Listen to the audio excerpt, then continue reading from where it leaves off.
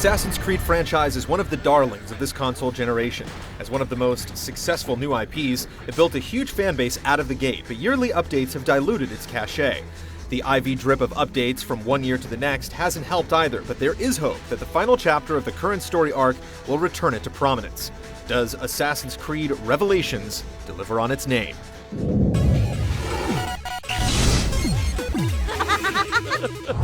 First you were Altair, a stoic 12th century assassin from the Holy Land. Then you are Ezio Auditore, a wealthy Italian with charisma and a talent for revenge. After a far too brief synopsis of the first several games, you find Desmond trapped on Animus Island. He had begun to lose his grip on the real world in Brotherhood, and here we see him completely shut off from reality. Gone are the constant jumps back to present day, and the story takes place almost exclusively inside the digital dimensions of the Animus. In a coma, Desmond must piece together memories to return his conscience to his body. Then there's Ezio Auditore. The star of the last couple games returns to a leading role as he attempts to find 5 keys hidden in 16th century Constantinople by the first game's protagonist Altair. Many years older and a full-on graybeard, the keys are needed to discover the secret to ending the centuries-long war between the Templars and Assassins. Much older, wiser, and surprisingly a little bit softer, we see a more human side of Ezio in Revelations. There's a core set of characters he interacts with, and things are kept tight and easy to follow. The game does a solid job of making some sense out of the story within a story, and fans will be satisfied with the ultimate outcome.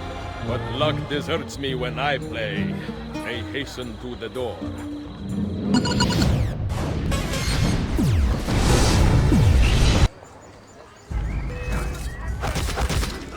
The core design of Revelations will be familiar to anyone who played Brotherhood. The open world of Constantinople is littered with things to see, places to go, and people to interact with.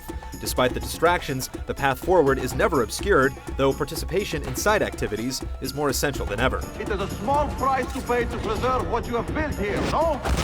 Just like Brotherhood, a big part of the game is assembling a team of assassins to do Ezio's bidding and restoring Constantinople to a thriving city. All of this is governed by money. The economy has been out of whack in the last couple games, and it's not much better here.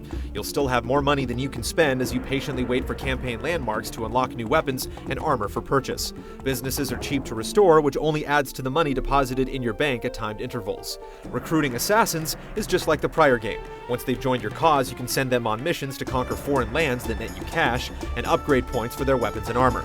You can also call them in for random spot attacks throughout the entire campaign. What a finisher!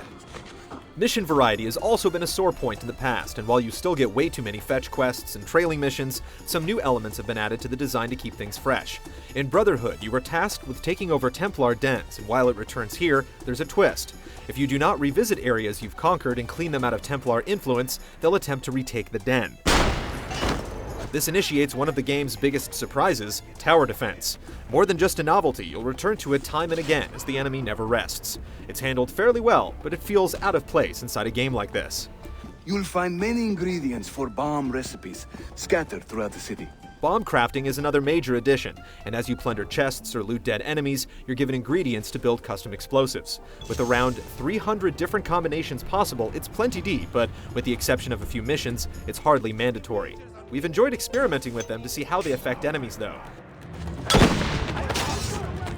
The final new addition is Desmond's Journey. As you collect memory fragments hidden in the campaign, you can return to Animus Island and play through first-person platforming levels using a building tool to create solid ground. It feels a little like Portal, and it's completely irrelevant to finishing the game, but it's another curious touch. While the campaign can literally last you dozens of hours if you decide to give in to the distractions, the length of the core narrative falls right in line with prior games in the series. There's a definitive pattern to follow. Ezio finds a book, the book leads him to one of the 5 Masyaf keys, and then the key unlocks a playable level where you take the reins of Altair. This pattern repeats throughout.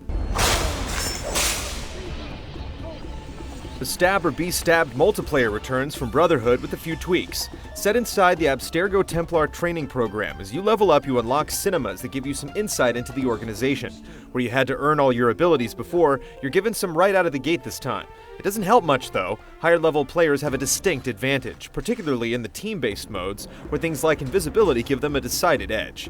There's a plethora of options, including variants of Deathmatch and Capture the Flag across 9 different maps, but if the perks aren't ruining the good time, it's the skill-free instant kills. It's a fun diversion, but it still feels like empty calories.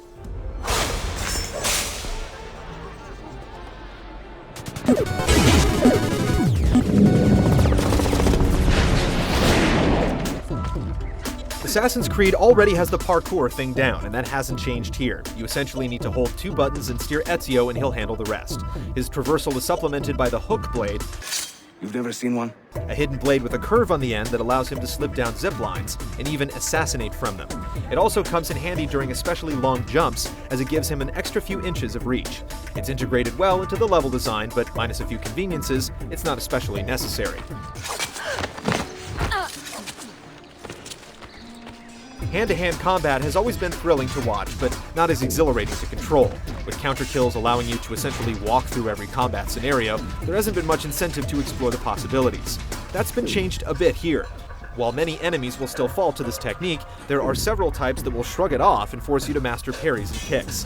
It keeps the combat grind from becoming too severe and shows the player that there's actually some depth here if they dig. Run! Keep my head down and run!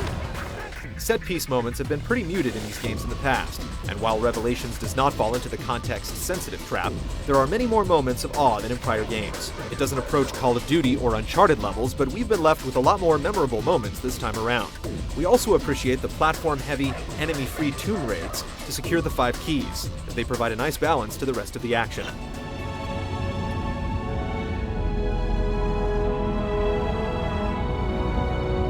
The rest of the gameplay falls somewhere in the middle. Using bombs and projectile weapons still feels a bit archaic, as you're essentially relying on the game's auto-lock to target. The tower defense controls are compromised by Ubisoft's insistence on keeping Ezio in the frame at all times. The loading times can also be quite brutal, especially if you find yourself in one of a couple missions where you have no idea what you're supposed to be doing. Watch out! Perhaps most importantly, you're given a bigger variety of gameplay types this time around. While things were beginning to feel a little stale in Brotherhood, the series feels revived here. Some don't stick around long, but they're always a welcomed respite from traversal and swordplay. Just playing as Altair as he ages adds a cool element to the interaction. Follow me to the castle, and spill no blood.